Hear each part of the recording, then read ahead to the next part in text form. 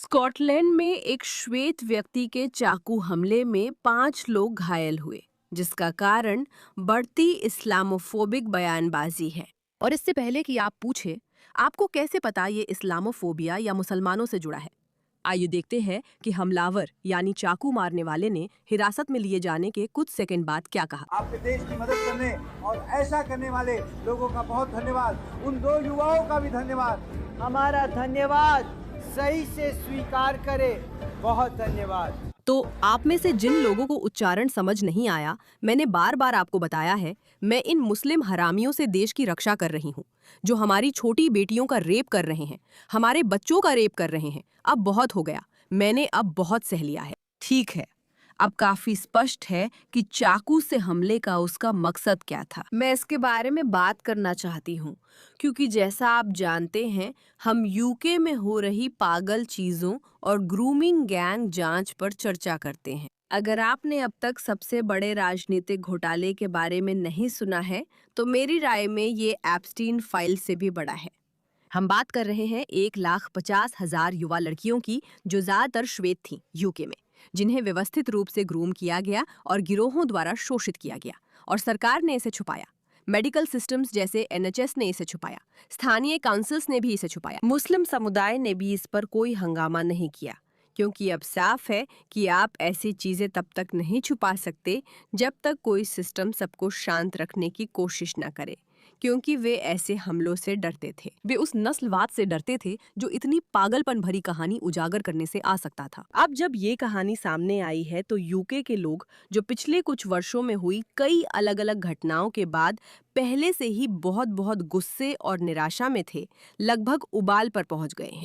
मुझे लगता है लगभग कहना कम है। बेलफास्ट में उस आदमी का सिर काटने की घटना से लेकर इस तथ्य तक कि यूके अब स्पष्ट रूप से सोशल मीडिया पर प्रतिबंध लगा रहा है, लेकिन लगभग टॉमी रॉबिन्सन की इस मार्च को भी बैन कर दिया और दक्षिणपंथी प्रदर्शनकारियों को आने से रोक दिया, वगैरह वगैरह वगैरह। इंग्लैंड, स्कॉटलैंड और आयरलैंड में बढ़ते आप्रवासन का मुद्दा ने बहुत सारे लोगों को बहुत बहुत चिंतित कर दिया है, और हम जानते हैं कि इस बारे में मुस्लिम बयानबाजी हमेशा से क्या रही है। आप इसके बारे में कुछ नहीं कह सकते। अगर आप कुछ कहते हैं तो आपको नस्लवादी कहा जाएगा। आप सभी मुसलमानों को इस्लामिस्ट नहीं कह सकते।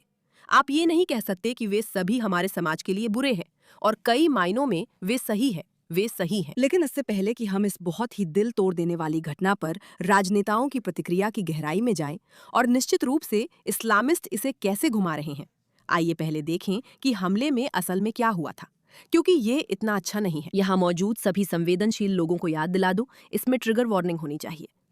शुरू में वो आदमी बिना शर्ट के है। ये वही व्यक्ति है, वो एक चाकू लेकर इधर उधर घूम रहा है। मुझे लगता है ये अपने आप में डरावना है।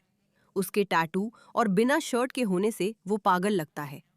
अब वो लोगों की तरफ दौड़ रहा है। ऐसी कोई चीज है जिसके लिए मैं आपकी सराहना नहीं कर सकती। मुझे लगता है इस फुटेज से साफ है कि वो दरवाजा तोड़ने और कांच पर चाकू मारने की कोशिश कर रहा है, इसलिए उसके हाथ का चाकू अच्छे काम के लिए नहीं है। ध्यान देने वाली बात यह है कि कई लोग वहां से ऐसे ही गुजर रहे हैं, जैसे सब ठीक है और फोन में व्यस्त है। ठीक है, यही वो पल है जब उसे पुलिस द्वारा हिरासत में लिया जाता है या गिरफ्तार किया जाता है। और आप लोगों की चिल्लाहट सुन सकते हैं। मुझे लगता है कि वो स्टोर के अंदर है। मैं पक्के तौर पर नहीं कह सकती।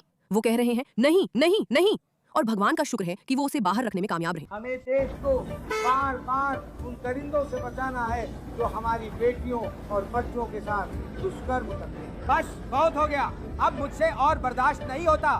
मुझे लगता है वो आदमी पहले से ही था। मुझे नहीं पता क्यों उसने, क्या विंडस्क्रीन पर गोली चली थी, साफ नहीं है, जो अपने आप में ही दिलचस्प होगा। यहाँ पुलिस वाले आ रहे हैं, मुझे लगता है उसे घटनास्थल पर ढूंढने के लिए। मुसलमान। आइए सुनिए। उसने आपा खोकर शर्ट उतार दी और मछेती लेकर सड़क पर लोगों के पीछे दौड़ते हुए चिल्लाया, मैं तुम साले मुसलमानों से तंग आ गया हूँ। अच्छी बात है कि मुझे नहीं लगता कि किसी को सच में चोट लगी है और अब उसे काबू कर लिया गया है। ये गलत है, लोग घायल हुए थे। रियोल चेन्नई क्या करना है मुझे नहीं पता।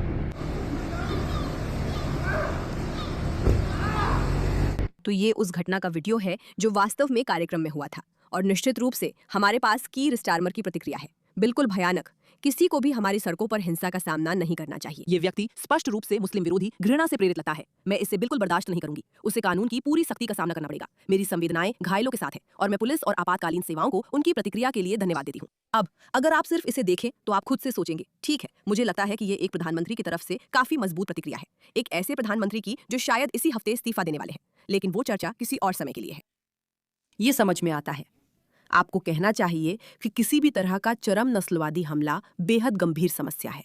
मुझे लगता है कि लोगों को कीर स्टारमर और इस ट्वीट से असली समस्या ट्वीट की सामग्री नहीं बल्कि दोहरे मापदंड वाली स्थिति है। क्योंकि मैं आपको याद दिला दूं कि पिछले कुछ हफ्तों और कुछ वर्षों में हमारे पास बहुत सारी बहुत ही गंभीर गोरों के खिलाफ घटनाएं हो रही हैं, लेकिन लोगों को इसके बारे में कम पता चला है या मीडिया ने इसे कम कवर किया है। और कीर स्टारमर इस बारे में थोड़ा शांत रहे हैं।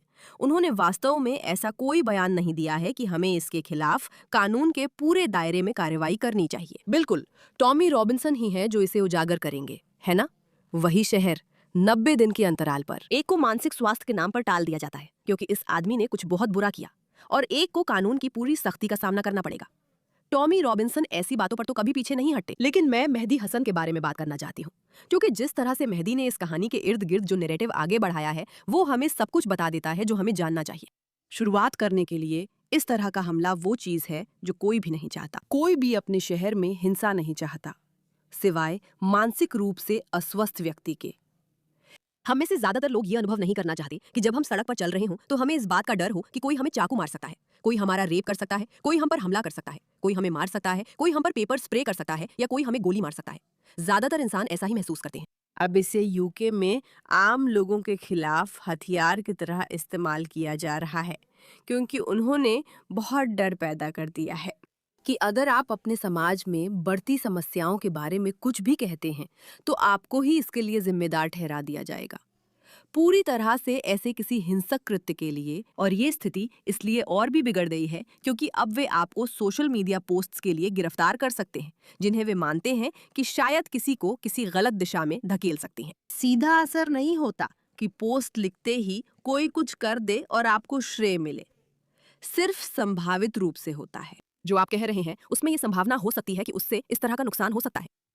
और अभी यूके में इस आदमी का ये वीडियो जिसमें वो कह रहा है तुम इस्लामिस्ट कमीने, ये वीडियो उन इस्लामिस्टों को मौका दे रहा है जो ग्रूमिंग गैंग्स को छुपा रहे हैं और यूके में जो पागलपन हो रहा है उसे छुपा रहे हैं। इसने उन्हें वो सारा हथियार दे दिया है जिसकी उन्हें उम्मीद थी, ताकि वे ये साबित कर सकें कि आप इस तरह की चीजों को उजागर नहीं कर सकते, आप इन चीजों के बारे में बात नहीं कर सकते, क्योंकि अगर आप ऐसा करते हैं तो आप नस्लवाद के लिए जिम्मेदार माने जाएंगे।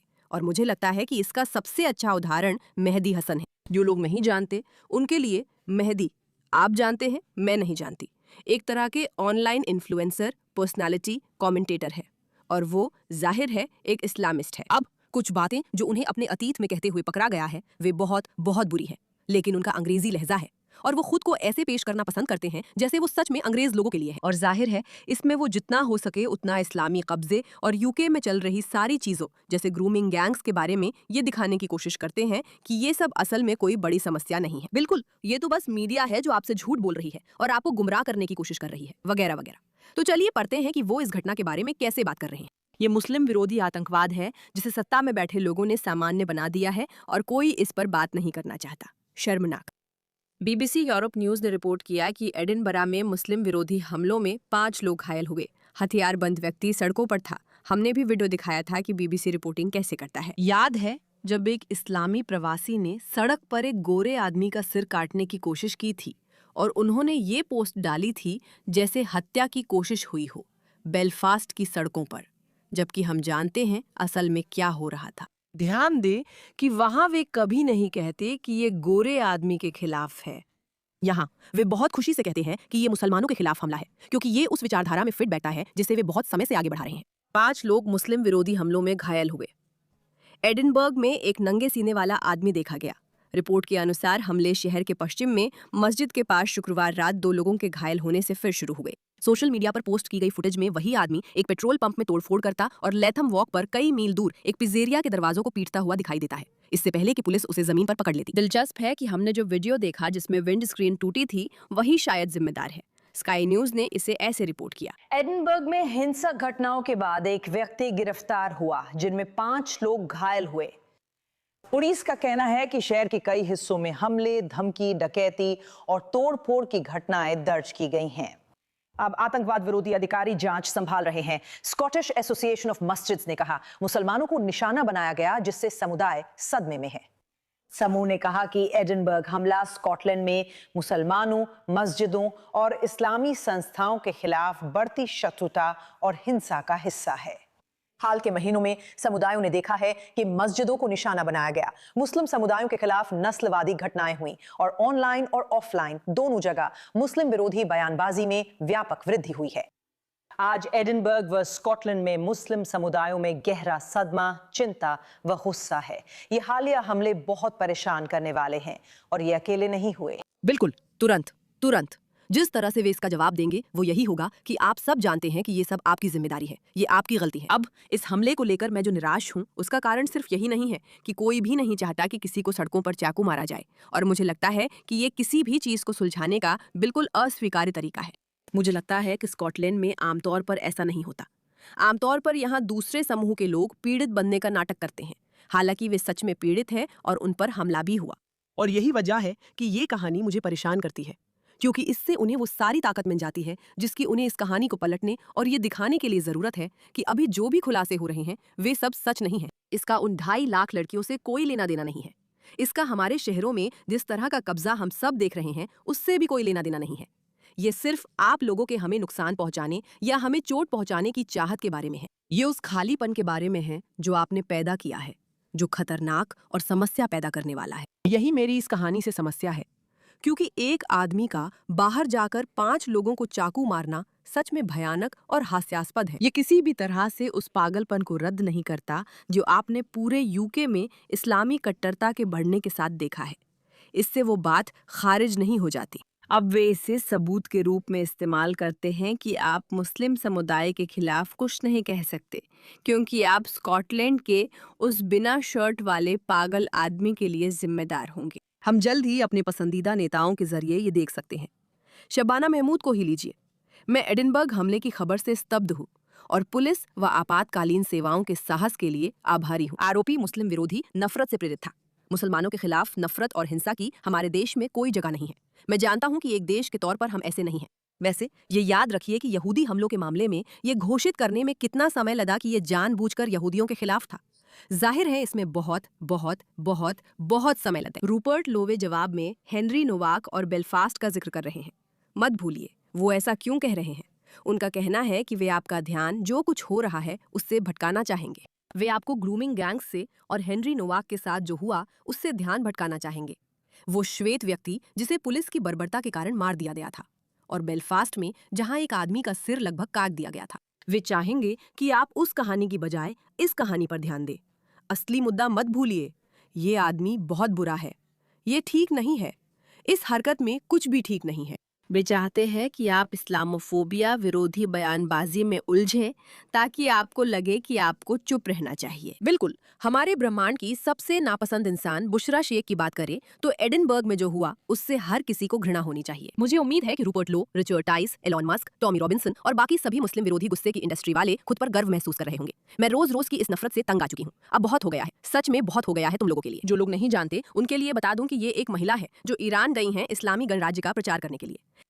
मुझे लगता है इससे साफ पता चलता है ये महिला कौन है। तो ये आदमी एडिनबर्ग में एक के बाद एक लोगों पर हमला करता है, चाकू मारता है, कम से कम 5 लोगों पर हमला करता है, उनमें से सभी घायल हो जाते हैं। ये साफ साफ आतंकवाद की घटना है, एक मुस्लिम विरोधी हमला है। एक व्यक्ति जो आगे कहता है कि उसने यह इसलिए किया क्योंकि वह यूनाइटेड किंगडम को मुस्लिम हरामियों से साफ करना चाहता था। ठीक है, अब चलिए 1 सेकंड के लिए बुशरा शेख की प्रोफाइल देखते हैं, क्योंकि मैं जानना चाहती हूँ कि क्या यहाँ कुछ है, कुछ भी है उस ग्रूमिंग गैंग्स की घटना के बारे में, जो कि एक बहुत बड़ी खबर है। ये और भी बड़ी खबर है। 2,50,000 कम उम्र की लड़कियों के साथ एक संगठित व्यवस्था द्वारा जानबूझकर सामूहिक बलात्कार किया जाना, जिसे सरकार ने छुपाया। ये खबर 5 लोगों के एक पागल इंसान द्वारा चाकू मारने की घटना से कहीं बड़ी खबर है। ब्रिटेन में पली बड़ी पाकिस्तानी, पश्चिम एशियाई जड़ों वाली और इन दोनों पर बिना किसी शर्म के गर्व करने वाली। चलो देखते हैं। इजराइल विरोधी बातें हैं। उसने नफरत करने वालों को जवाब दिया है। मैं उत्सुक हूं, आगे क्या होगा देखना है। ठीक है, उसकी टिप्पणी है कि उपनिवेशवादी ही सबसे बड़े समूह बलात्कार के अपराधी थे, यानी वे वैश्विक स्तर पर ग्रूमिंग गैंग्स थे। यही उसकी राय है। कुछ लोग ग्रूमिंग गैंग्स के पीड़ितों के लिए न्याय चाहते हैं, लेकिन रूपर्ट लो ने इसे इस्लाम विरोधी प्रचार के लिए इस्तेमाल किया, जो बहुत घिनौना है। इस स्वतंत्र रिपोर्ट ने निष्कर्ष निकाला कि ये दावा बहुत बढ़ा चढ़ाकर पेश किया गया था और विश्वसनीय सबूतों पर आधारित नहीं था। कितना घटिया इंसान है। तो वो यहाँ पोस्ट कर रही है कि ये सच्ची कहानी नहीं है। ठीक है, तो हम जिस व्यक्ति के बारे में बात कर रहे हैं वो कुछ ऐसी हैं, ताकि आप सभी को ये संदर्भ मिल सके कि बुशरा शेख कौन है और वो इसके बारे में क्यों पोस्ट कर रही हैं। लेकिन आपके पास मेहदी हसन है। उसी हफ्ते जब रूपर्ट लो ने अपनी झूठी गैंग रेप रिपोर्ट जारी की, जिसमें गलत तरीके से दावा किया गया कि मुसलमानों ने 2,50,000 गोरी लड़कियों का रेप किया, और उसी हफ्ते एलन मस्क ने डोंट हियर दिस हैपेंस को बढ़ावा दिया। क्या किसी को हैरानी है? वे मुसलमानों के खिलाफ हिंसा भड़का रहे और चरमपंथियों का हौसला बढ़ा रहे हैं। आइए बिल्कुल स्पष्ट रहे, ये ग्रीन पार्टी के प्रमुख हैं। राजनेताओं और उनके खरबपति दोस्त एलन मस्क द्वारा फैलाई गई ये घिनौनी मुस्लिम विरोधी नफरत ऐसे घृणित हमलों की परिस्थितियां पैदा करती है। एडिनबरा और उससे आगे के मुस्लिम समुदाय के साथ पूरी एकजुटता। बिल्कुल बिल्कुल बिल्कुल। जो बात वे यहाँ नहीं बता रहे हैं और जिसके बारे में वे बात नहीं कर रहे हैं, वो ये है कि इस्लामोफोबिक हमले भले ही बढ़ रहे हों, लेकिन इस्लामीकरण के बढ़ने के साथ जो कुछ भी आता है उसके बारे में क्या? वे चाहते हैं कि आप सिर्फ इसी पर ध्यान दें। ये एक बहुत स्पष्ट पैटर्न है, ये एक बहुत स्पष्ट बयानबाजी है। अब हम साबित कर सकते हैं कि ग्रूमिंग गैंग पर बात करना आपके लिए खतरनाक है, क्योंकि इससे स्कॉटलैंड में 5 लोगों को चाकू मारा जा सकता है। नहीं, चाकू मारने की घटनाओं में बढ़ोतरी, हमलों में बढ़ोतरी, आतंकवाद का इस्तेमाल राजनीतिक संदेश पहुंचाने के तरीके के रूप में होना, इसकी शुरुआत कहीं और से हुई थी, और इसकी शुरुआत स्कॉट से नहीं हुई थी। आइए इस बात को स्पष्ट कर लें। आइए खुद को ये याद दिला दें, और आइए ये याद रखें कि हाँ, किसी समूह के खिलाफ हुए आतंकवादी हमले को उजागर करना बिल्कुल ठीक है, क्योंकि ये बहुत ही भयानक काम है और किसी को भी कभी किसी को चाकू नहीं मारना चाहिए, किसी पर हमला नहीं करना चाहिए या किसी की संपत्ति में घुसपैठ नहीं करनी चाहिए। लेकिन इस तथ्य के होने का मतलब ये नहीं है कि यूके में इस्लामी कट्टरता का बढ़ना तुरंत ही समस्या नहीं है। मुख्य इस्लामवादी मुखपत्र तुरंत कहानी आगे बढ़ा रहे हैं। यही इस कहानी की सच्चाई दिखाता है। विषय पर ध्यान देने के लिए धन्यवाद।